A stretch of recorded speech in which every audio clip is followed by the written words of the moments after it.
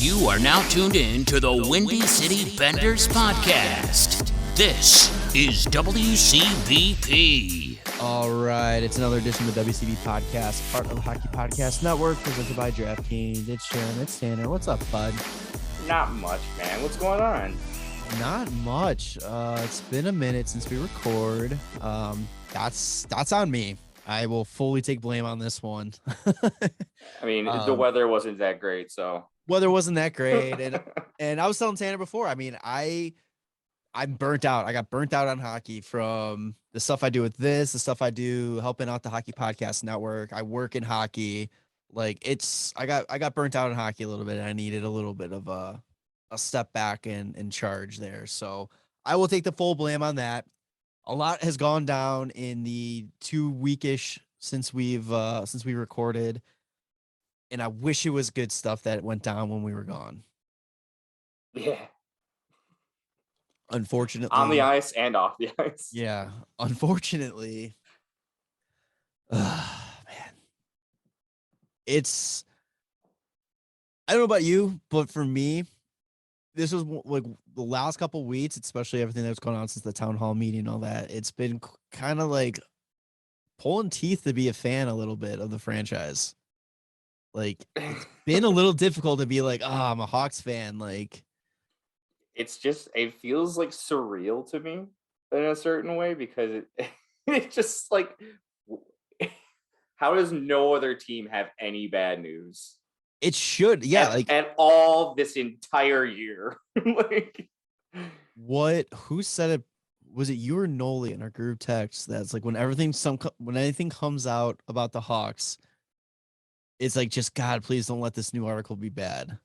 Yeah, it was Noli.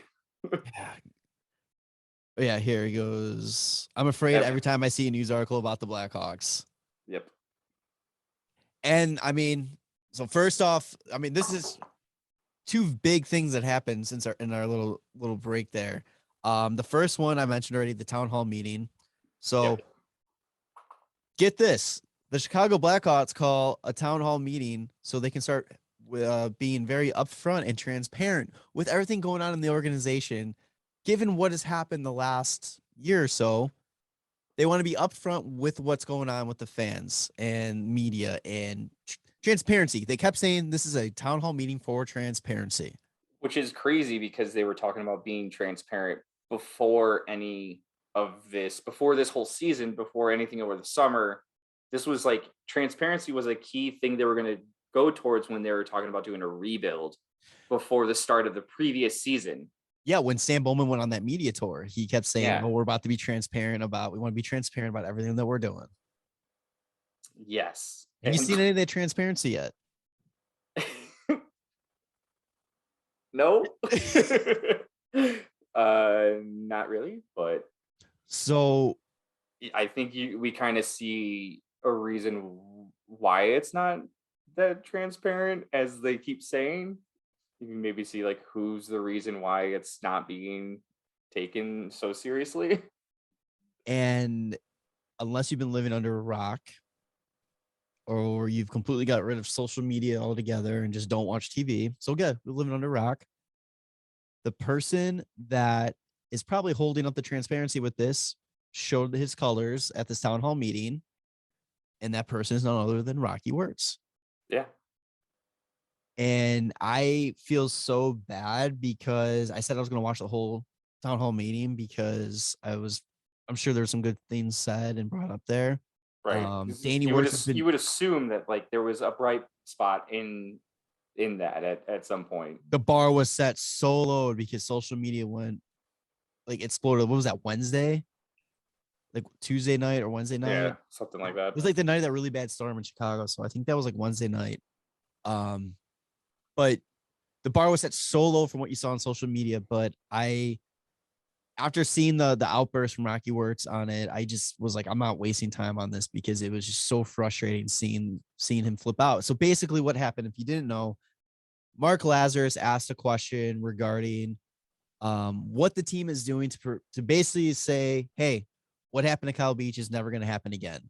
Right. There's what changes have been made. Yeah. He was asking that to Danny Wirtz, who is Okay. the CEO of the Chicago Blackhawks now. Rocky interrupts him and says, we're not answering that. We're not talking about 2010. We're not talking about what happened to Kyle Beach. And he just goes off about how they're not talking about this. And then when Laz kind of pushes, he's like, well, no, what is going on? Well, he said, we're talking about the future. Right. And Laz mentions, that's what I'm saying. What changes have been made in order to prevent this in the future? Exactly. And he's like, we're not talking about it.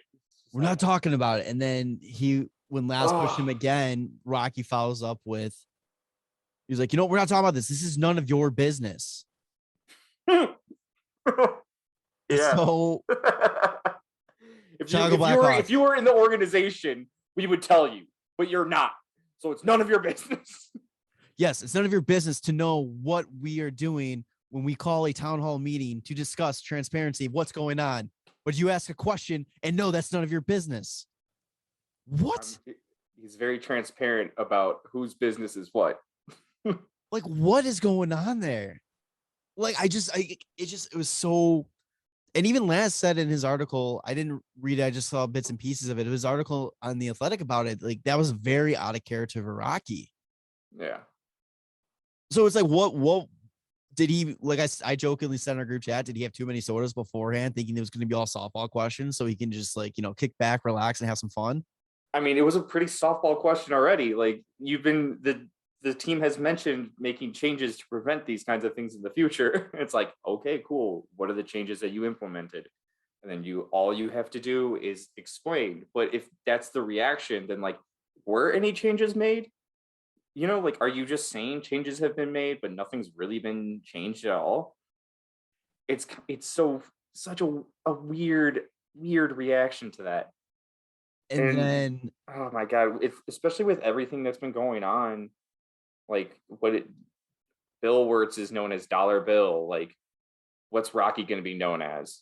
Like, he's not going to be known as, like, the owner of, like, this almost dynasty. He's going to be known as, like, this guy that fucking is clueless on, like, how to handle himself, and he encourages, like, sexual assault and like lives under a fucking rock. Apparently he's going to be Dollar Bill Wirtz and living under a Rocky Wirtz, and then all of a sudden Danny Wirtz, what are you going to do that's going to be any different? Because apparently it runs in the family. And it's unfortunate too, because I feel Danny Wirtz has been doing everything right.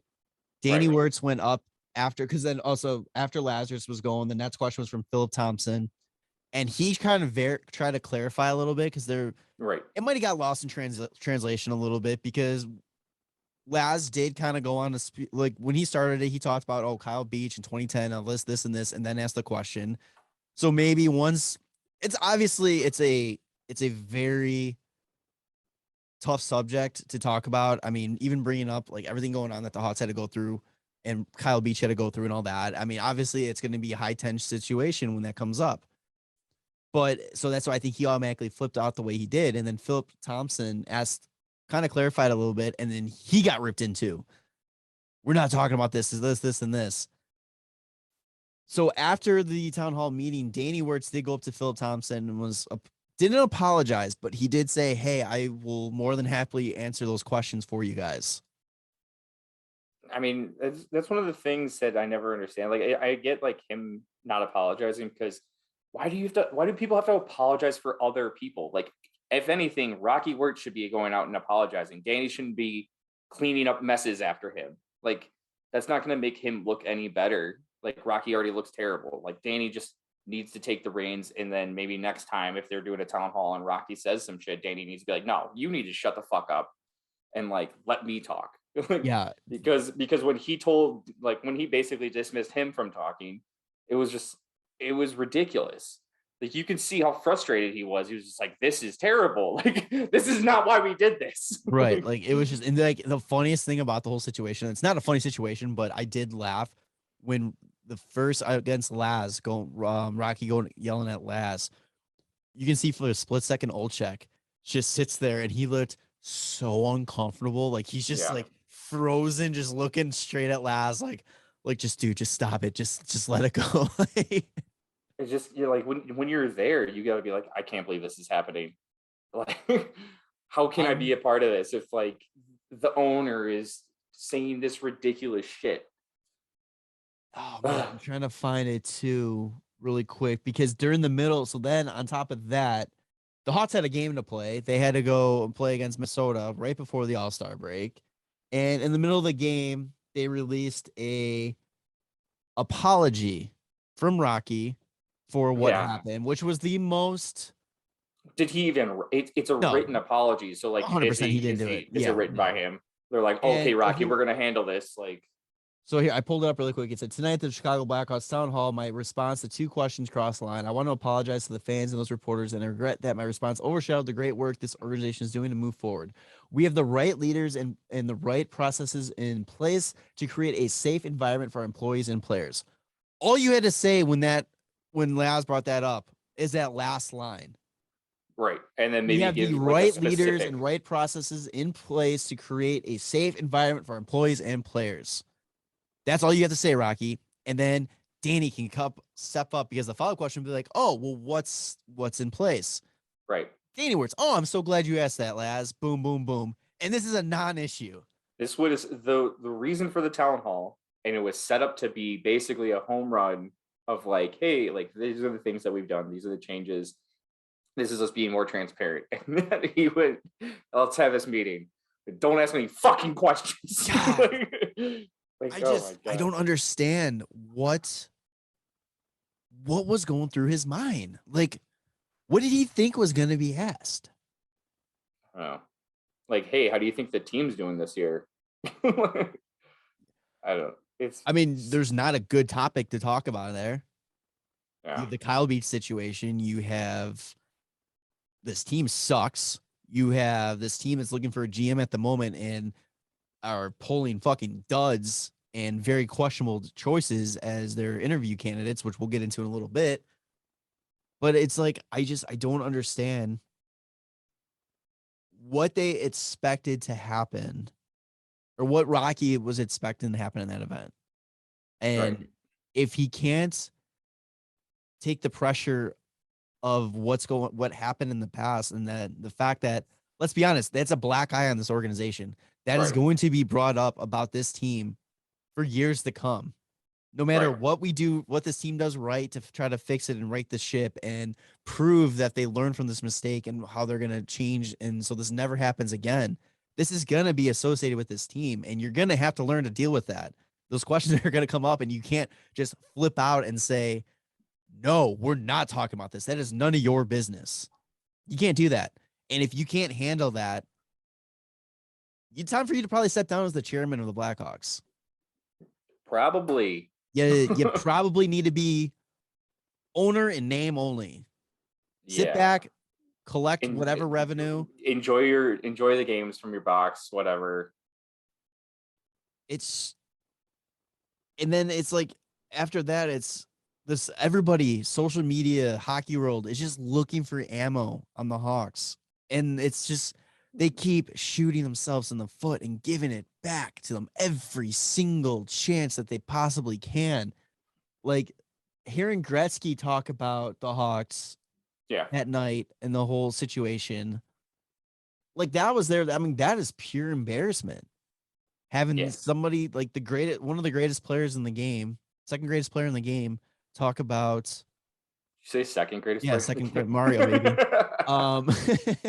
Gotta bring the tension a little bit. I know. I was like, wait, did I hear that right? But like for him to basically say, I mean, and what Gretzky said was even right, but hearing Gretzky question this organization is so frustrating. And it's like embarrassing. And so basically what Gretzky says, I'm sitting here thinking as a parent, you're sitting there going, my son is 18 years old and he potentially could be drafted to that team. I want to know that my 18-year-old son is going to be protected. Right.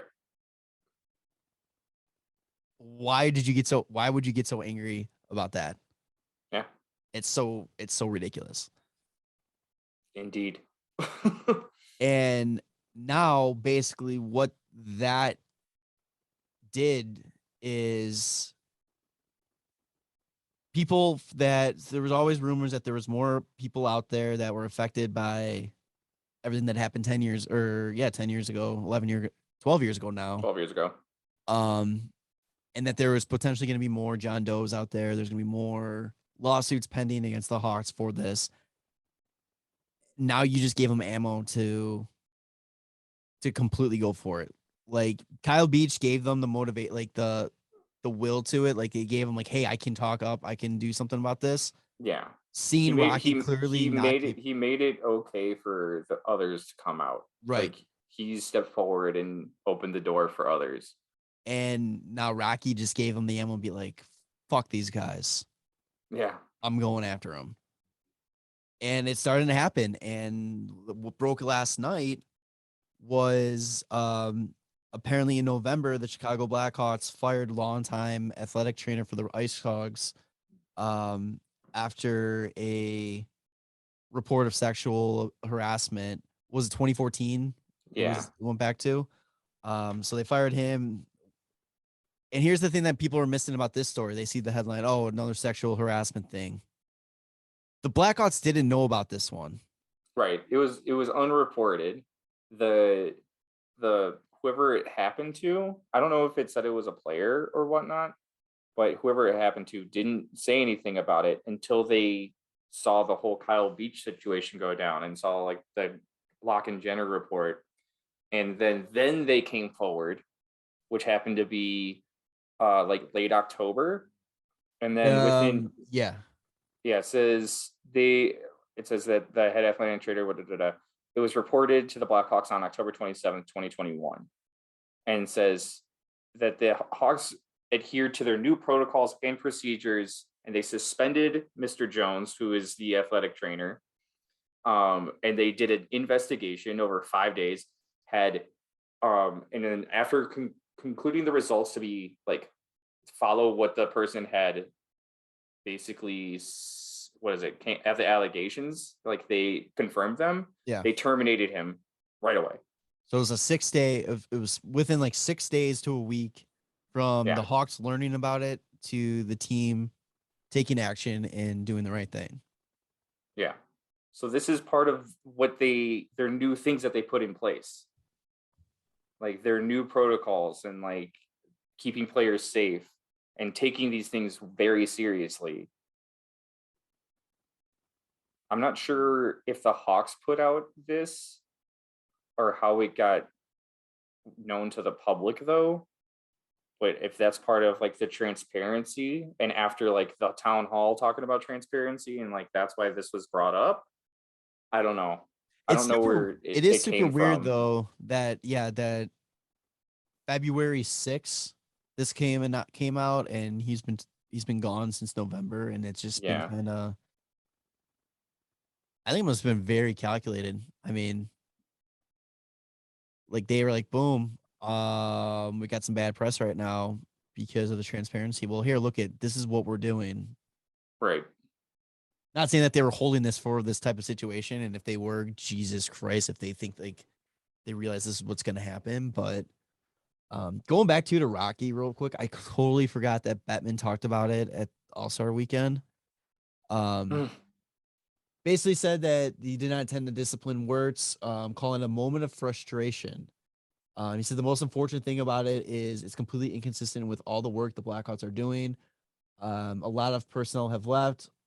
President of Business Operations Jamie Faulkner and CEO Danny Wirtz are really running things day to day. They're bringing in a wellness department. They are having training. There's counseling. They know that they're doing everything right to create an environment that has an open, welcoming, and safe culture, and that's what they're working on. So I think that it was an emotional moment born out of something that I know has weighed very heavily on Rocky, and I think at the town hall and what he was really focused on was how do we take all these things that we're doing and move forward. And I just think that this was pent up frustration, and he apologized promptly.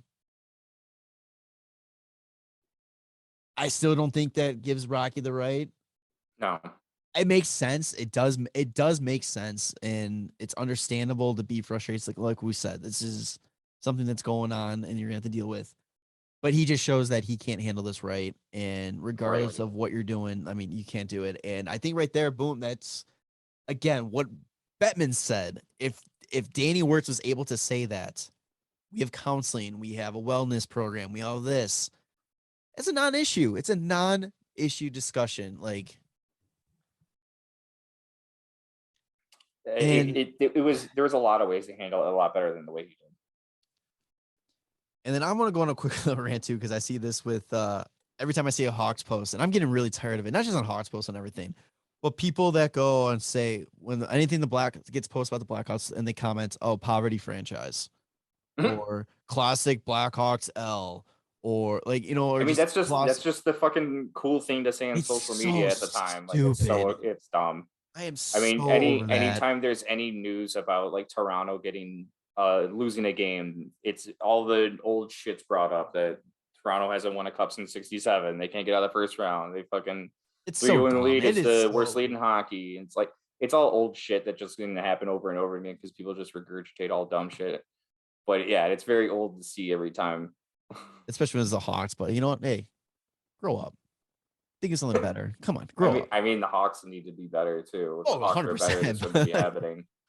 Ooh, it's a poverty franchise. That doesn't make sense. It doesn't make sense at all. Yeah. And then one comment I saw too. The Hawks franchise is worth more than like I would say probably 25 other franchises in the league. I think they're the fourth. They're number 4. Yeah, whatever. Fourth out of 32. Yeah. That's it. It's like such a. The comments I've seen sometimes are like dissolve the franchise. Like, no, dude, that's not gonna happen. It's never gonna fucking happen. So dumb. Yeah. But I mean, people like to comment their stupid shit all over the place. So the one comment I saw that I was like, "Fuck," was they're like, "You know what's hilarious? This is the best team in the league 10 years ago." Yeah. And I'm like, "Oh God, that one hurts. That one. See, you want to hurt Hawks fans? That's what you say." Yeah. I thought that I did see a funny one on Reddit. I can't remember what post it was. Somebody was like, I think at this point, maybe that Chicago and Nashville should trade team names. And I was like, that's actually kind of fucking funny though. No. So, yeah, dude. I was like, damn, that was creative. I'm surprised it hasn't stirred up again. People talking about the logo. Yeah. Well, all the bad news kind of suppresses that stuff. So yeah, I just thought they would be like, "Oh, see, look how bad shit they're doing. They don't just," and then on top of that, they're using that logo. Yeah, don't give them any ideas. Let's move on to like some more hopeful things. I would say, like, well, with the newest sexual harassment thing, I think that it sucks to hear that this happened in the Hawks, but the good thing about it is that you can see that their new protocols and procedures are in place and they are using them, and part of it makes me really wonder if like the Hawks just being like the dumpster fire of bad news this year is elevated on their own being because of like the things that have happened, or if like other teams are maybe suppressing news more than the Hawks do. Like, I don't know. Like, it's really weird to me that out of 32 teams, I mean, Seattle really doesn't have a history, neither does Vegas, but out of like the 30 teams available, that the Hawks are the only ones that have any kind of like poor like news, like in a way. And you know what? I know what you're saying, and I just find it hard to believe, knowing the way hockey culture has been in the past.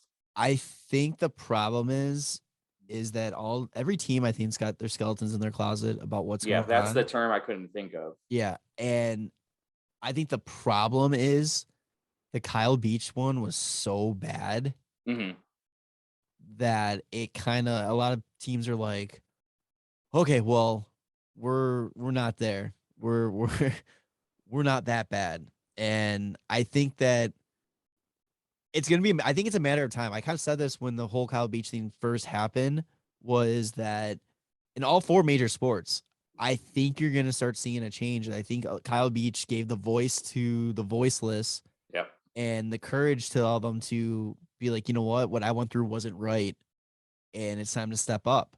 You saw what Pittsburgh had something going on with, it was a wife of, I couldn't remember if it was a coach or an equipment manager. Right, because the news got really shut down real quick about that. Yeah, because they settled fast. Once it came out, they settled fast. Yeah.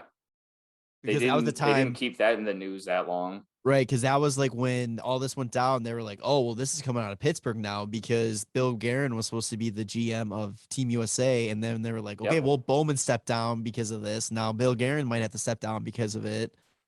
Like, yeah, I think it's out there. I just think that it's a lot easier for the teams that kind of make it go away because it's not to the level of Kyle Beach. Yeah. And I don't know. It's just like I said, it's hard for me to believe that the Hawks are the only ones that have like Oh, this many 100%. these many skeletons in their closet. There is no, I guarantee you that there's not a single franchise in the NHL that hasn't had at least one Yeah. issue. So all these people commenting another Hawks L, big poverty franchise, just wait till your fucking team has It's a some matter of shit come time. out. Yeah, Yeah. one you got it's, and you know what? Not to go against this whole like woke movement, cancel culture era. I mean, the more you go on, like the as the years go by and this movement becomes more and more, where a lot of people are calling people out on their bullshit because they want the cancel culture, they want all this kind of stuff. It's gonna happen. You're gonna say this, there's gonna be one person that isn't gonna like how they were treated in a way, and they will go out and they will try to find whatever they can to make an issue and to create problems for people. Yeah. It's like I just want to point out, I also really hope that nothing ever happens or comes out 100%. again of Yeah. like anything near the Oh, level yeah. that happened Kyle Beach, unless it truly did happen. Then I hope that that people take responsibility for their actions. But I really hope that isn't a thing that happened to anybody else. I'm just saying, like, teams are not squeaky fucking clean compared to the Hawks. 100%. Yeah. And if And it did happen, I hope it comes out yeah, because they need, there's no way you're not going to change hockey culture if you're letting one team be the example. right. If shit like this is going on in locker rooms across all major four sports and in colleges or whatever, it needs to be brought up and it needs to be discussed and it needs to be taken advantage, I mean, not taken advantage, they need to be shown this is why you're wrong and this is why, like, I don't know, I'm losing my train of thought there, but you know what I'm saying? Like, it needs to be brought up. And it's gonna be very interesting to see when it does happen because I will be shocked if it doesn't happen to another franchise. Yeah, true. But okay, other hopeful news now. Hopeful news. Okay, GM search. Guess what? That's happening. It's starting. And it sounds like the Hawks are Bowmaning it up. I mean, he's not on the list, the short list of names, but yet he's putting on a mustache and putting on a fake wig, and he's going to be Stan Mambo. So the Hawks have interviewed 5 people so far. Kyle Davison, who obviously is the interim GM right now, Peter Chiavelli, VP of Hockey Ops for the St. Louis Blues, Eric Tulsky, who is the Hurricanes assistant GM, Jeff Greenberg, who is the Chicago Cubs assistant GM, Scott Mellenby, who is a former Montreal Canadiens assistant GM. They have a team pretty much working together to try to find the right pick here. They have like an outside source too that they have brought coming in. Olchek, Hossa, and Sharp are also a part of this team to try to find the right next GM. Yeah. For the Blackhawks. Your initial reaction or feelings regarding the list of current candidates? Out of those, I would say the name that sticks out the most that I would like is Tulsky, just because I really like what Carolina's done. Yeah. Except they have made like weird questionable moves, but it doesn't matter because they're still like in first place. Like the whole trading Nedeljkovic for like a 3rd rounder to Detroit and like completely changing their goalies from last year, even though they were like almost top of the league. And then now they're still top of the league with a complete different goalie tandem. I don't know, but they still make, and then they also did like they were like they're getting Kakaniemi instead of like spending money on their like rookie goalie. That's amazing. It's very questionable, weird shit that just somehow works out. And like, okay, if you can do that here, that would be great. They get creative. They get creative. Yeah. And it's weird. Yeah. Out of that like the people that are on this list, like Davidson has the least experience, and I don't know what to really expect because he was the AGM under Stan Bowman, who is a very questionable GM at best. And stuff that has come out about alleged like untouchables and who's open and all Yeah, this. It gets that's me just very nervous. yeah. Did it say when Scott Mellenby was an assistant GM in Montreal? I think he was just a part of that core that they just kind of let go. Okay. Um, I don't really know. Scott Mellenby doesn't ring a bell as like a good or bad thing. Yeah. Actually, I got so our buddy very Rossi, yeah. he liked him because he's a former Panther. Oh, Um, okay, that makes sense. let me pull up. Shirelli by far is a guy I do not want. If anybody is very unaware of what Shirelli's done in the past, he has traded Tyler Seguin in Boston to Dallas. Then he went to Edmonton and traded Taylor Hall 1-for-1 for Adam Larson. So he is like the only GM ever to trade like the top 2 picks in an NHL draft on 2 different teams. He completely dismantled anything that Edmonton had going for them before McDavid by getting rid of Taylor Hall and like Jordan Eberle. What else? He got rid of Kajula for fucking Brandon Manning. That was a great one. He's not a good GM, and I don't understand why.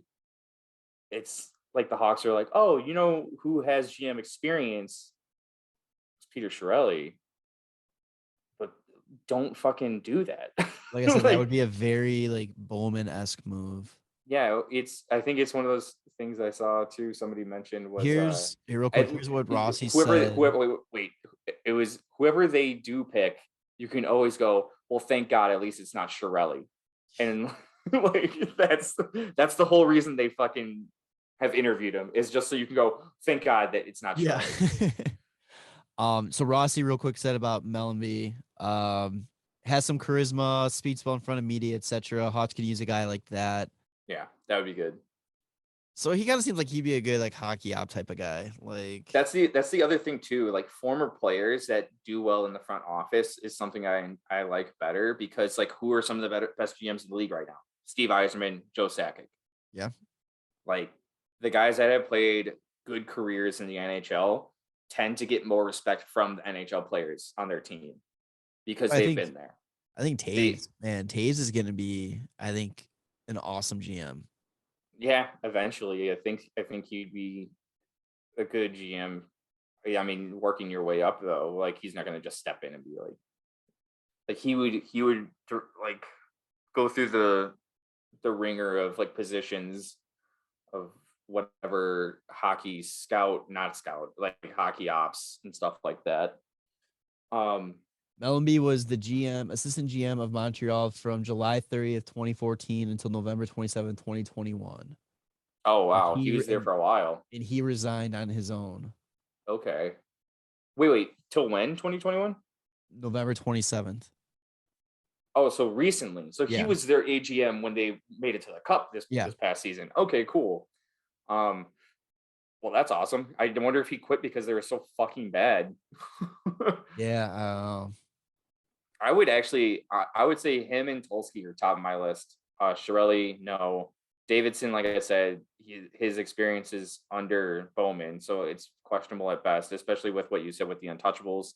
And the first few moves that he made with this team were really for nothing, like getting rid of, or not really getting rid of, but letting Gaudette go to Ottawa through waivers. Yeah. Giving up Malcolm Subban for nothing. And then he traded Nylander for Lafferty, and Lafferty's got his first goal in 2 seasons. What was it, this past week against Detroit?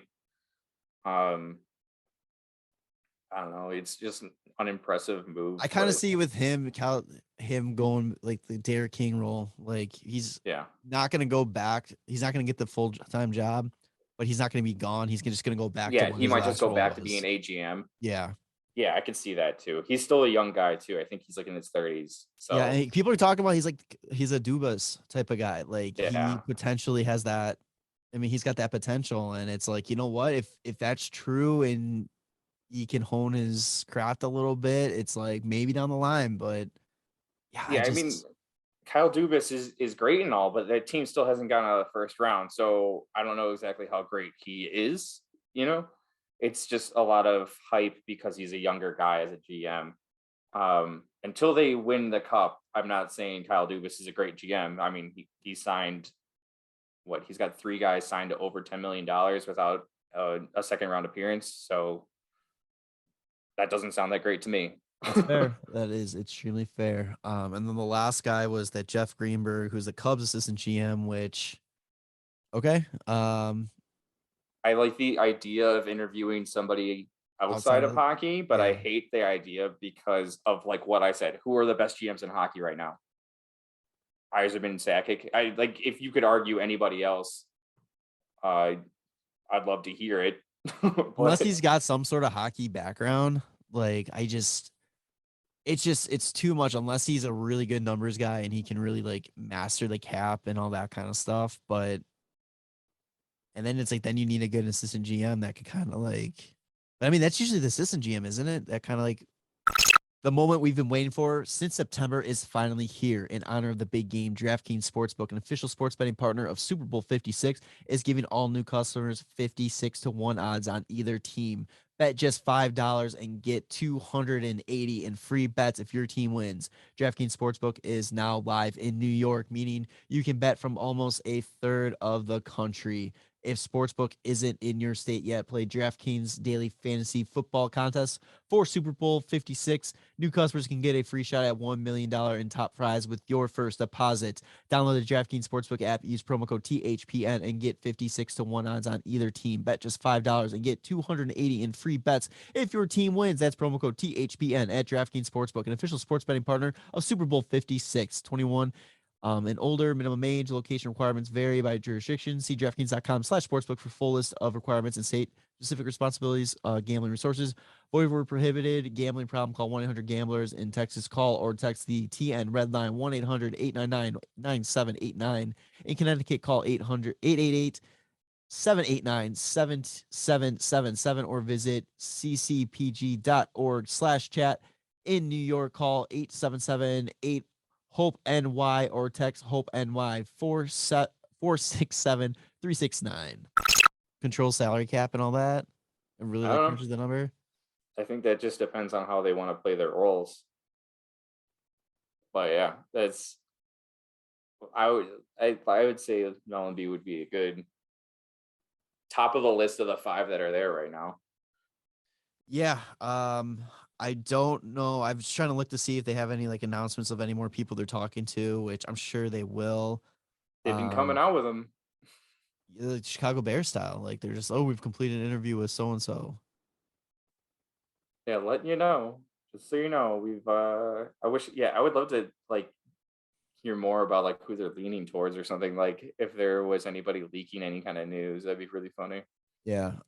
They said they want to get this done before the trade deadline. That's about 6 or 7 weeks away. So So that they can go to the trade deadline with some ideas. yeah. Well, that's the other thing too. Can you imagine like being like, okay, you're hired. Now work the trade deadline. It's like, oh shit, dude. Like I just got hired. Like I didn't even get I don't even know what the salary cap looks like for this team right now. Exactly. And so that right there is another reason why I don't understand the Greenberg right. interview, because at least those other guys, the other 4, they're around the game. They kind of know the situation of what's going on. They kind of see where the Hawks are at and how they're handicapped and all that kind of stuff. And they can probably make a little, I mean, they're not going to go crazy at the trade deadline. I think their main move at the trade deadline is probably to get a first round pick and get some prospects and draft picks for the rental guys, like the Dahan, the Carpenter, Mark Andre, possibly like Kubalik, those kind of guys. I mean, that's all they're trying. That's the main thing is to do there. And then just the fact though that they'll have a guy in place, he'll be able to get the draft picks that he wants for this upcoming draft and all that. And then it's like, okay, boom, focus on the summer now. Yeah. figure out what you want to do now. Oh man. So I wanted to mention this before I even go forward because I don't want to forget about this, but because you've mentioned trading Kubalik, I have been thinking recently.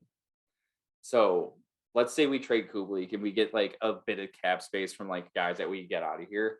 And I had seen there's this one guy who plays left wing that is looking to get like a bit of a longer term deal in the free agency, and he could get about 7 or 8 million.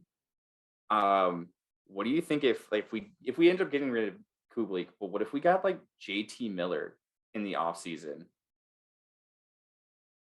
Eh? Ah, man, Dude, JT Miller is fucking sick. And it was like I seen like an article that was saying he's definitely gonna want like a 7-year deal in free agency, but he'd only want like 7 or 8 million. So I was one like, more year oh, too. huh? He's not a free agent until after next season. I thought it was this season. Oh, JT Oh Miller shit! Because signed through 22-23. Damn, he's been coming up a lot in like trade talk, so I thought he was coming up as just a rental for the rest of the season. No, because Vancouver needs That to makes do something sense. with their cap, but That makes more sense then. he's a point per player or point dude, per game player right now. Not only is he a point per game player, but he fucking hits. He's like a two-way guy that's like real fucking good. Damn, he's only a 93. Yeah. God, I feel so fucking We'll old. put a pin in that then. JT Miller though in the future, if he becomes a free agent, I feel like he'd be real sick on the Hawks. Kubalik for JT Miller straight up. Yeah, I don't think Vancouver's buying. So yeah. Oh man, I guess that would be us buying. That's gonna be it's gonna be really interesting. What's gonna happen right now? Yeah. But yeah, do you agree about Mellenby? Or what do you think? Yeah, I think Mellenby makes the most sense right now. I hope Chiarelli is just one of those, just be like, hey, to show that we're interviewing a whole group of type of people, but not really gonna consider you. Greenberg, I appreciate the idea of thinking outside the box. I just don't think it makes sense for what this team needs to do. Yeah, Davidson scares me. Tolsky, yeah, Tolsky. I probably would say Mellenby and then Tolsky. If you had to pick from those five, it'd probably go Mellenby. Just based off of like resume. Yeah, that's what I would do. So next thing I got is Olympics. I don't know about you. I'm not super crazy about it, but I am interested to see the U.S. team to see if Drew Commesso plays because he's a Hawks prospect and one of the youngest kids on the team, 20-year-old goalie. It's gonna be great to see where because I mean, I kind of overshot it for like a little pre-meeting before we start recording that he could be in play next year. But I mean, theoretically, he could be in play in the next couple of years. So it's be a nice little. If he gets in net and see what he does. I mean, their first game's against China on the 10th. God, what's the over-under? I don't know if he's playing or not. I have no idea. But it's also the other two goalies on the team. The one guy is a career like minor leaguer, AHL, ECHL. He's like 34, and then the other guy that they got is in the SHAL. Oh, well, what SHL? SHL, and I don't even know if he was ever drafted. Like Drew's like the only guy that's got technically his rights in the NHL. Yeah, he was a second round pick too. I forgot how highly we drafted him. Yeah. So that'd be exciting to see if he gets a start, especially following a little bit of news about like college hockey. He's been tearing it up a bit this year at Boston University. In the 7 games leading up to after he found out he was going to play for Team USA, he has backstopped the Terriers to a 6-1 record with a .946 save percentage and a 1.70 goals against average. It's pretty cool. So it'd be neat to see if he ends up playing in China. So that's the only reason I'm actually interested in watching the men's hockey this year. BU's record is 13-10-3. So not great, and he's gone 6-1 in 7 games. Maybe he's turning it on. Maybe they're doing better. Who knows? The other thing I forgot until recently. Do you remember who they said is coaching Canada? Oh yeah, Jeremy Colleton Makes a reappearance bouncing back on his feet pretty quickly. on the international stage. It makes sense. It's crazy. I can't believe it. Whoever is the director of Canada's Olympic hockey team was like, you know what this team needs? They need to let up a fuck ton of shots. Let's get that guy that coached the Blackhawks to a 1-in-10 record to start the season. The best was like I saw a comment was like, makes sense. Replacement players, get the replacement coach out there. I still like Jeremy Colleton. Man, I still feel bad for that guy, but he still needs a little work. So he stepped up because Claude Julien broke his ribs in Switzerland doing a team exercise.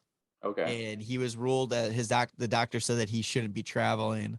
So they had to call good old JC get him in to coach. So that's gonna be I have zero interest in the men's Olympics. Watch them like do decent enough that he gets interest from teams that like end up firing their coaches or need coaches. They're like, maybe it was just the Blackhawks, this Carlton guy. Like that's my worst nightmare. That's my worst nightmare that he goes on and picks the first job he gets an NHL head coach again, and he just goes on like a 4-cup tear. And it's just like, God damn it. Yeah. We suck. Not Jeremy. We suck. I don't know if they somehow find a way to like create enough ice to make a whole blockade so the goalie doesn't have to try as hard. Yeah. Because they're going to be giving up like 40 shots a game. I mean, if Russia just doesn't walk away with this, then I mean, right? Like it's Russia's goal to lose at this point. Right. Yeah. They're going to have like the most professionals. So yeah, they got the KHL, which by the way, did you see that the KHL is just their season's over as soon as they get back from the Olympic break? It's going to be points percentage. Yeah. Go straight into the playoffs. Is that because of everything going on with like Russia and Ukraine, or like what's going on? I have no idea, dude. Yeah, like I don't understand the reason why they're doing that. I didn't even read about it. I just saw the headline of like Russia going straight into playoffs. And I was like, oh, okay. That tracks for everything that's going on the last 2 years. It's not like some random fucking occurrence to me. Yeah. So, all right. There's one more like kind of positive thing to talk about, but I just want to like All-Star break happened, and that's considered to be like the halfway point of the NHL season. What is your realistic opinions or like optimistic? Like, what are you realistically expecting from the Blackhawks going into this last half? Or like where's your mind at with the Hawks? Selling, hopefully getting a first rounder, and that's about it. Like they're just not playing hard enough to win these games. I honestly like I want to check the stats, but like I feel like they give up empty netters every fucking time they lose a game. Like it's crazy to me. I feel like I've never seen so many empty net goals against ever. Yeah. Let me see if I can find it. But like, what do you think? Like, they're going to be moving guys at the deadline. Yeah, I think it's going to get much worse. I think that especially when you start moving guys, you're going to be moving some guys that actually make a difference on this team. And if you have any expectations of them making a push for the playoffs, like you need to pump the brakes on that right now. I would love to be wrong. I would love to be talking and come end of March and be like, holy shit, the Hawks are in a playoff spot right now. But it's not going to happen. It's just not realistic. That money puck or whatever what account is called. Yeah, money puck. It's got them at a 0.4% chance at making the playoffs at this point. So we're for some dark times. Like it's going to get ugly, and I think we're 2 to 3 years away from seeing successful Hawks hockey again. and it's gonna be very interesting. And I just want to get this over with. Yeah, I that's why I think it'd be great to have a new GM sooner than later, just to get that, like we talked about last episode, I think, but just to get that vision in place of like Yeah. what is going on for the future. And we talked about, I mean, when we talked about that last episode or the episode before, whatever it was, we were like, okay, we were under the impression that they were going to do it in the summer. This is a lot better that they're doing it. They're shooting for before the trade deadline. Like that is great. That's going to put this team in a good position to start rebuilding the way they need to. I would like them. The other thing too is like I would like to know who the head coach is going to be, and I would love to see the GM and the head coach working together, kind of like putting down what this team's playing style is going to be, and so they can get the right pieces in here, and they're not just this GM's just throwing a bunch of pieces, and it's like here, like Bowman. That was the big thing with Bowman. He would throw out pieces, and it would be like, oh, it's not the guys that work for Q System, and Yeah, not the guys that work for Carlton. It's just Bowman's like, here's who you have to deal with, figure it out. yeah, right. Yeah, we'll see. So I'm curious to see how they're going to handle like some of the contracts that have been brought in that are more long term, like what's going to happen with Tyler Johnson. Did you remember he's still on the team? not until they started promoting that he was just on the last like Blackhawks Talk podcast.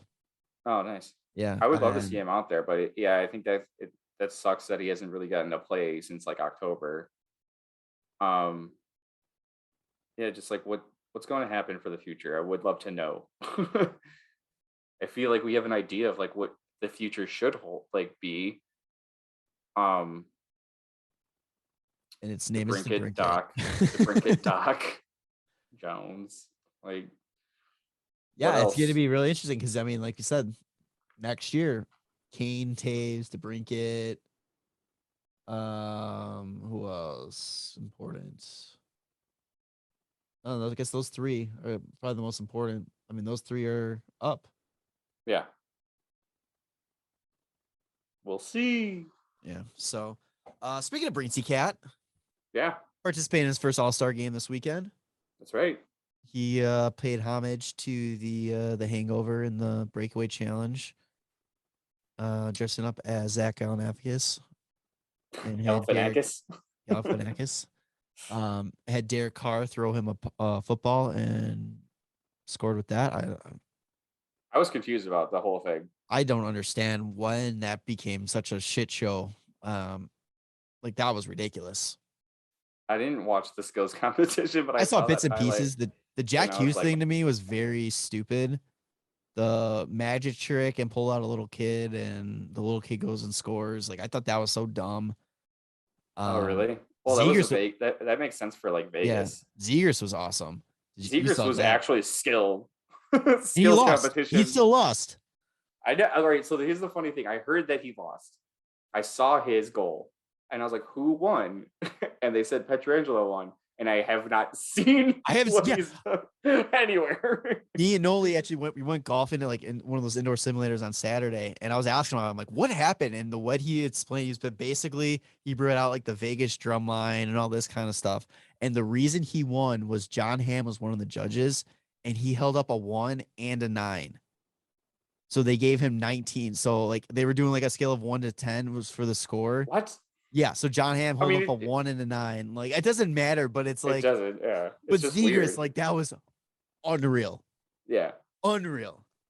It's crazy. Actual show of skill. And the funny thing too, just because we're like all about Zegers right now. There's a video of him and Gibson. We're sitting on the side, and Gibson's like, "I'll give you $500 to go to center ice and just do the worm right now." And Zegers is like, "No." And the Brinket's like, "No, you gotta go do that." Yeah, he's like, you're thinking, it doesn't matter. You just go do it. He's like, "No, that's like 50 grand." And he's like, "You go do this. I'm in goalie gear. I can't do it." Yeah, it's pretty funny stuff. But yeah, so I guess using that transition, it's like All-Star game. What's your opinion? I know we kind of talked about it in our group chat. Like, I can give two shits about the All-Star game, All-Star weekend. Like, I've just not been interested in it since like they did North America versus the world. Yeah, that was fine. I think that the cool thing about it is just it's a fun time for people that like go to it, and maybe like kids enjoy it, like things like that. Like the diehard hockey fans aren't going to be like super happy about it because it's just kind of like a lighthearted thing. Like Yeah. nobody's trying to get hurt; they're all just trying to have fun. They probably enjoyed the fact that it was in Vegas. Who was it? One of the coaches was just like having a little hazy day on Saturday because Oh he said he, yeah. he hit it a little too hard Friday night. Oh God. But yeah, it's I think it's fine. I watch the games. They're fun enough. Like teams, it's funny because it starts out with nobody really playing defense, and then they get a little bit more competitive because they can't stand just like watching people score against them. Yeah. And so at the end, it's like the guys actually back checking. I think it's a So little. Well, I guess it pretty wouldn't funny. matter this year. I was gonna say I was a little salty too because that meant like no Olympic hockey and all that, but they still would have done both this Yeah, year. that was the plan. Yeah, I don't know. It's not like and I'm not like I hate fun, don't have fun, just Yeah. it just doesn't hasn't interest me at all. Like Yeah. Well, it's the thing. I always thought it was cooler when we were younger, but like I said, kids love it. I'm sure. Like that's the cool thing. It's like all of the greatest players on every team are all playing together and having a good time. Like it's just fun. That's all it is. It's not like you don't have anybody that you're really rooting hard for. It's just a fun time. what did get dropped during this All-Star break is that there's plans to do the 2024 World Cup of Hockey in February. So it'll be mid-season, Yeah, which will be very interesting to see how I think that'd be really cool. I think that'd be awesome. I'm just very curious. I'm surprised that they want to do something like that where these guys are gonna go fucking ham and Yeah. mid-season potential injury and all that kind of stuff. Like it's no all-star game. It's But gonna be it's ran by the NHL, so they get the money, and it is like if they're broadcasting it as like a international stage, then they get the recognition of that too. yeah. So And then you also get like all the best players playing for their home countries and hopefully they do without the Olympic Committee getting any money from it. yeah, and hopefully they do a Team North America again. Like that was awesome. Like that was Honestly, like if they just did a World Cup of hockey, how like there's the World Cup for soccer, that would probably be the best solution to having international play. yeah, Like if you're covering your players, like that's one of the things. Like get paid for the insurance, get the money for the games. Like if it's all going to happen under the NHL, then I think that's a much better thing to happen. 100%. All right. So speaking of Vegas was the host of the All-Star game, and that also means Vegas is in the news because a certain player looks like Oh, he that's might be right. coming back soon. And that certain player is Mr. Jack Eichel, who was seen in practice today with a contact jersey on. Yeah. It's I'm crazy. excited to see how the team's going to be. They still have to make moves in order to fit him into the lineup. Yeah, I don't fully understand how the cap works. Yeah, I don't. We'll see what kind of interesting things happen with that coming up. But I really want to see what he looks like on the ice with an actual team around him because that team is fucking good. And then you add Jack Eichel to it. Oh, come on. It's not even fair. Yeah, he was almost a point per game player in Buffalo on a team that was trash. And now you put him on a team where he doesn't have to be the guy, that Yeah, he can just be he Jack has Eichel. has weapons around him. With Mark Stone and Max Pacioretty. Are you fucking kidding me? That's insane. I Right now, love they're it. first place in the Pacific with 57 points. LA and Anaheim got 55 behind them. Calgary's got 52. Dude, this power play is going to be insane with him on it. I'd be very curious to see. I kind of want a screenshot like right before he comes back, like what their goals for their differential is, because like that team, there's no way that they don't put up like 5-6 goals every game. Oh yeah, it's gonna be fun to watch. I hope they don't have that many games against the Hawks coming up. I think we're done with them. I think. I'm checking the schedule right now, because I don't think we're done with them. Or hopefully we're done with them right before Eichel comes back. Ooh, that would be nice. Unless We it's in play him on the Chicago. 20th. We play him on the 26th of March. In Chicago or in Vegas? Oh, I wasn't paying attention. It's Vegas. And then we play him on the 27th of April at home. Okay, So well that Eichel will be there. back. That's like our second to last game of the season. And that'll be a fun one to go see then, at least. Yeah. You're gonna watch a Hawks game. I might as well watch one where they're gonna get their asses kicked by one of the best teams in the league. Yeah, going into the playoffs basically too. Oh God. Let's go. And it'll be a more dismantled Hawks team after the trade deadline. So $5 tickets. Let's go. I know we were talking about the trade deadline like beforehand too, and a little bit during this, but it's funny that there's a lot of like talks like heating up about the trade deadline. The trade deadline is still 6 weeks away. I know. It's March 21st. It's like, all right, man. Like, let's pump the brakes a bit. I don't know. Like, we got a lot of time before the trade deadline actually comes around. Yeah, so much can happen. I mean, Hawks could go on a run. You never know. I'm not going to happen, but you never know. We got all these games stacked up for the rest of February. Yikes. Who was definitely not going to make a run to the playoffs is the Arizona Coyotes, and they are in the news again because the whole situation with their arena. There's a proposal that they are going to play at the home of the Arizona State Sun Devils in their 5,000 seat arena, which comes out to about 3,200 after you have to update it for NHL standards, giving like press and all that kind of stuff. Yeah. What more can we say about hockey in Arizona? Move them to Albuquerque.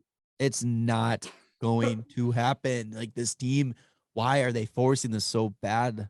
Like, it's just... Well, because here's the thing that I'm going to just kind of counterpoint. Okay. Austin Matthews is a product of the Arizona Coyotes.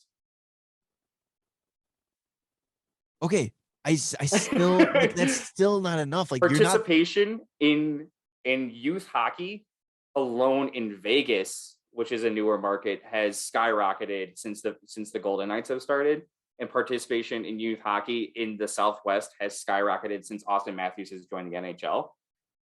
So it's not a reason to keep a team. It is. It's not because the team will get more and more followers because of this. I can guarantee it. While they're playing in front of 3,000 people. Hey, it's a more intimate setting for those fans. I can't tell if you're like serious or not. I just think it's pretty cool. I think that like you'll start to see an uptick now that having Vegas, who is like pretty close to the area, and then having Arizona, hopefully if they find a GM that can turn this team around, if that team becomes good, then it'll be a much better situation. But they've just been handled so poorly. Like, they've had this, like, the chances, like the team was, when it was at its best, when it made it to like the Western Conference Finals against LA, like that team had a much bigger following in Arizona, and then they just kind of collapsed. And it needs to like stay good for a few years in order to like really grow the game out here. But how much longer are you going to try? I feel like this has been the storyline for this team since it moved to Phoenix, to Arizona. Well, I don't know, man. Like, Carolina's just now picking it up, and everybody had been saying like they need to be moved for the longest time. It's you can't, I feel like you can't just have hockey teams in traditional hockey markets, because that's not how you grow the game. No, and I understand that. I just don't understand a team that's getting evicted from their current arena cannot get approved for another arena. They've moved around a couple times in Arizona, like trying to make this work. They had to be essentially saved and ran by the NHL for how many years? Like, I don't understand. I don't understand why. And you can't tell me it's because, Austin Matthews, you got one fucking player from it. It's called one fucking player. It's called growing pains. It's okay. They're only in their teens. I don't actually know when, or I can't remember when. 96? Is it 96? Yeah. Yeah, they're in hockey years. They're just like dog years. They're actually reverse dog years. I was gonna say, you're not making your they're case like here. a teenager. They're only like a teenager. What, 96? So they should legally be on their own insurance. They can't even be on their parents' insurance anymore. Like, Oh, okay, dude. We're not talking insurance here. like they're adults. This team is an adult, and this is the guy. Like, this is a. Never mind. I'm not even going there. I'm done. But this team, I just don't understand it. And you can't tell me, oh, Austin Matthews. Austin Matthews came from Arizona. One fucking player in 26 years. Come on. Well, okay. Well, we'll see what happens to hockey in the Southwest as the years go by because of Austin Matthews. That's such a ludicrous reason to keep a franchise, Hey, man. a failing franchise in a failing market because of one fucking player. Oh, I'm just saying, like that was a good reason though. But like, it's a reason. I just you're not keeping the franchise there because Austin Matthews came out of the Southwest. I'm saying you're keeping him there because it's proven that like it helps to get hockey to grow in the Southwest. Yeah, I don't know, man. We're gonna leave it that one because I still don't see it like how that's a good reason. But whatever, dude. All right, let's wrap this up here. Don't put them in fucking Canada where people came and watch hockey live. So fuck it. All right, we're gonna wrap this up really quick because this is the midseason point. We're going to do midseason awards. We're gonna pick our Jack Adams, Hart Trophy, Calder, Vezina, and Norris Trophy through the halfway point. Tanner, where would you like to start? Calder, Zegras. I just gotta go with it. I love the kid. He's amazing. Well, fuck, I thought you were gonna think about it for a second. I gotta pull up. No, I know there's a lot of talk about. Honestly, I think Moritz Seider will end up winning it, but I think Zegras is just that's who I was thinking of. Awesome. Seider single-handedly keeping me in the fantasy hockey race. Let's go. No, not single-handed, but he's a big part of it. Yeah, I will take him. All right, let's go to Vezina.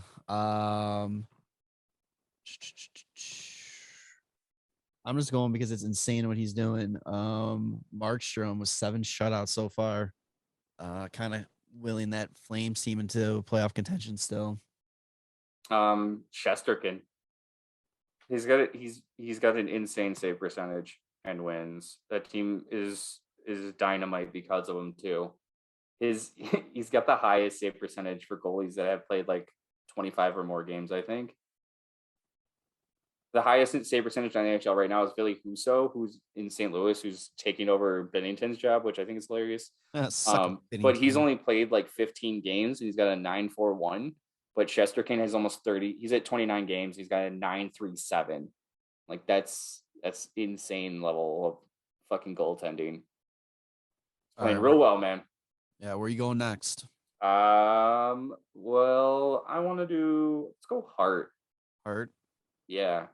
And I think I'm going to go, I kind of want to go with Jonathan Huberdeau. Fuck. But I might just go Ovi. I don't know. If I went Ovechkin, I would be taking his age like too much into account. Like he's having a good season for just a hockey player.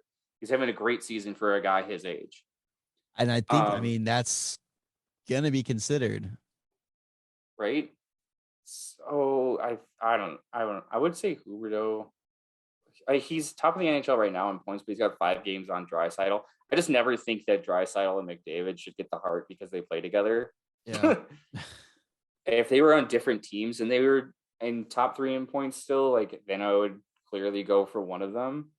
But if you're gonna have like Nazem Kadri's having a 6th season, but Mikko Rantanen's also on that team. It's like the guys that are leading teams by a lot of points, and that team's also doing well, which is why they're the complementary player. That's why I think like Huberdeau is like one of my top picks. Are you going Huberdeau? Yeah. All right, I'm just gonna go Kadri then because I don't want to go with the obvious pick of Leon and McDavid. Yeah. You know what? No, I'm going Ovechkin. Fuck it, Ov. Fuck it. I mean, what like you pretty much said all. Well, what he's doing this year is absolutely insane, and the fact that he's doing it at his age, I mean, that's going to be taken into consideration, and that's going to be heavily considered, especially if this team makes it to the playoffs. The team's still a good team. It's not like they're a bad team and he's like willing No, to I know, make it, but that helps a lot. Yeah, absolutely. Also, wait, where are they at in the standings? Oh, they're in 4th in their division. Wait, wild card. Okay, yeah, they're in the first wild card spot. All right. Let's go Norris, and I'm going my guy always. Yeah. Victor Hedman. Victor Hedman. Yeah, he's Does good. it all. He's pretty fucking good. I think it's Kale McCarr. I think he gets it this year. Yeah, He's got 18 fucking goals, man. 18 And like goals, we know it's an offensive thing. So he's gonna end up getting in. He's plus 26, 18 goals, 40 games. He's gonna end up with like 30 plus goals. Maybe. Yeah, I don't know how many games they've actually played, because I don't think he's played every single one. But he's gonna end up with close to 25 plus. The end of the year, or I'm sorry, the future defensive hockey is just so exciting with Fox and McCarr and all those guys. Like, oh man. Dude, Aaron Ekblad is still sick. It's just like flying under the radar. That's one of the crazy things about Florida is like they're such a good team, and you think like Barkov and like Huberto are like leading the charge, but like Ekblad is insane, and Mackenzie Weegar is really fucking good too, and they play on the same line. I'm pretty sure, or no, they're just like on their top 4, and they're just so good. What was the last one? Last one is Jack Adams. Jack Adams. Who is it? Who's like even being talked about it right now? Is it Brendan Moore? I feel like he's probably the guy up there. Brendan Moore. Oh, Gerard Gallant. New York. Yeah, I mean, I think those two guys are good choices. I would probably go with Brendan Moore though. Rod the Bod. Yeah, man, he's got that team going. I'm going, and it pains me to say this, but I'm going John Hines for Nashville. Yeah, I can see that. They are having a fantastic year when I think everybody, including myself, had them pretty much where the Hawks are right now. Honestly, like whoever's coaching, I might even go with like whoever finishes higher between LA and Anaheim, whichever coach finishes higher in the standings there. Because those teams I thought were going to be bottom feeders still. Yeah, and I was going to say Florida too, but then I was like, well, that's tough because Q had it the first. He only had the first, but then again, though, games. They're still pulling it off with Andrew Brunette as the interim coach. Yeah, he's doing a great job. Tomo Rutu's an assistant coach on Florida. I did not know that. That's hilarious. Let's go. So, yeah, I think that's what I would go with Rod the Bod for now, but I think depending on how LA and Anaheim finish, if they still like do very as well as they're doing, whoever if they make a playoff position, yeah. They're both in playoff position. Right, but if they finish with the playoffs, yeah. If they make the playoffs or one of them makes the playoffs, like they definitely have to be considered. Yeah, that too. Okay. If Detroit makes the playoffs too, maybe Blashill. Yeah, it's possible. Especially since they already have more wins than they had all of last year. And the funny fact is Montreal still doesn't even have 9. Yikes. All right, you got anything else? No, that's good. All right, so this is episode 168. Tanner, what do you want to call it? None of your business. Oh, God, that was so perfect. Perfectly timed. I loved it. All right, so episode 168, none of your business. This is Jarom. This is Tanner. Make sure to follow us on Apple Podcasts, Spotify. Subscribe to us on YouTube. Leave us 5-star reviews on Apple Podcasts, on Spotify. Like us on Facebook, the Windy City Benders Podcast. Follow us on Twitter and Instagram at WCB Podcast. the Hockey Podcast Network, at hockeypod.net on all social media. DraftKings promo code THPN. Till next time. Love you, boys. Bye.